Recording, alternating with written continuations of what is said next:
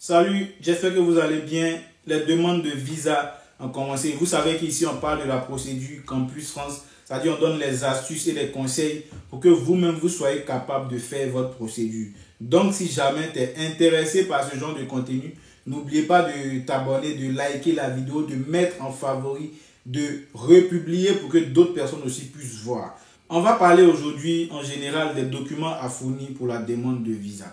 On va aller un peu vite parce que je ne veux pas que la vidéo soit trop longue. Déjà, au niveau scolaire, sachez que vous devez fournir tous les documents que vous avez mis sur Campus France, c'est-à-dire attestation de scolarité, bulletin, comment dirais-je, attestation d'admission provisoire. Tout ça, là, vous devez en tout cas joindre à votre dossier de demande de visa. Et on va maintenant sauter sur le volet hébergement.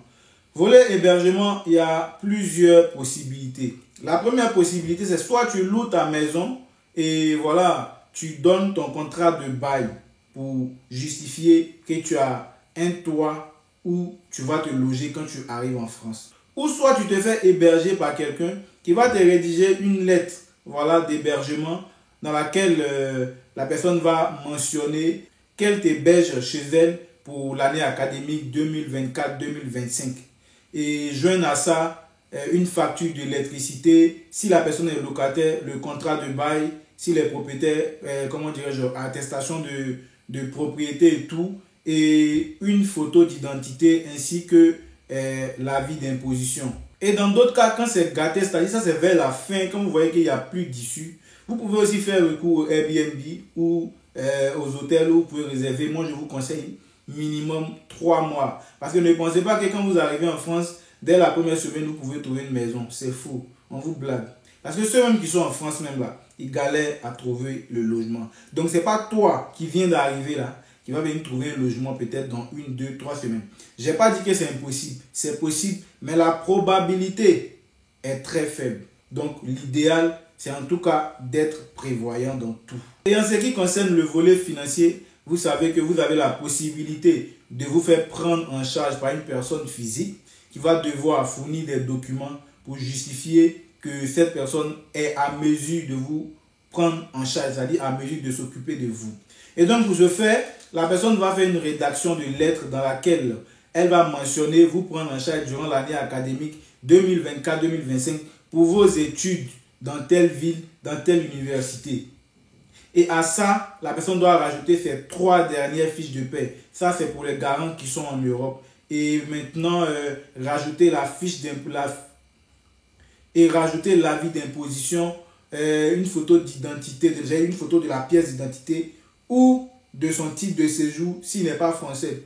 Mais rassurez-vous que quand il vous signe la prise en charge, à partir de la date où la personne vous signe la prise en charge, là, c'est-à-dire que son titre de séjour doit être valable minimum 1 année. C'est-à-dire que ça doit pouvoir couvrir 1 année d'études pour vous. Si ce n'est pas le cas, là, allez chercher ailleurs. Sinon, vous allez taper poteau.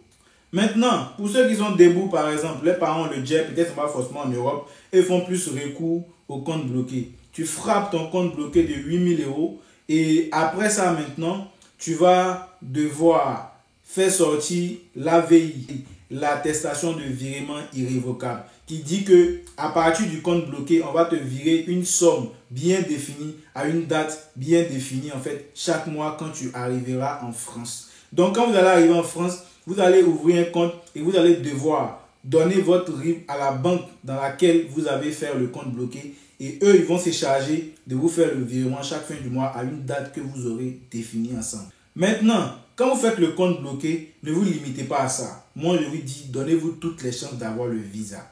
Rajoutez des documents qui prouvent en fait la provenance des fonds. Je prends un exemple banal. Si c'est ton père, si c'est ton oncle, si c'est ta tante qui t'a donné l'argent pour faire le compte bloqué, c'est très simple. Ta tante là, elle travaille, mais ton papa là, il travaille quelque part là-bas. Tu prends ses fiches de paie et son attestation de travail, tu joins au document.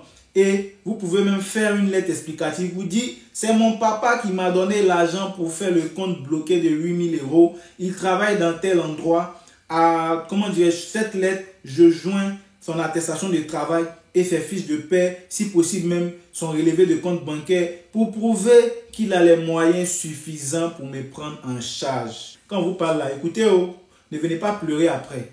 En plus de ça, Si ton papa est propriétaire de maison, c'est-à-dire la personne qui t'a fait le compte bloqué et tout, s'il est propriétaire, tu peux joindre même le document qui prouve qu'il est propriétaire parce que maison est devenue chère à Abidjan.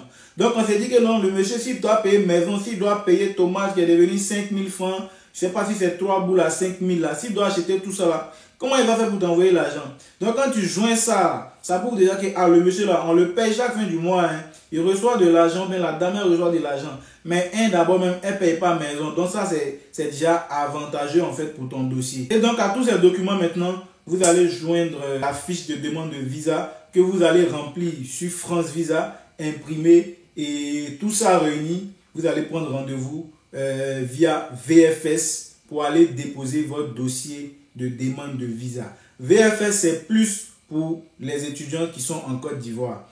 Je sais qu'il y a VFS aussi dans certains pays, où il y a d'autres pays où il y a Capago, il y a d'autres pays où il y a en tout cas plusieurs institutions qui s'occupent maintenant de la demande de visa auprès de l'ambassade de France et même de d'autres pays. D'ici là, j'espère que cette vidéo vous aidera pour la constitution de votre dossier. N'oubliez pas de vous abonner, de liker, de commenter et de partager.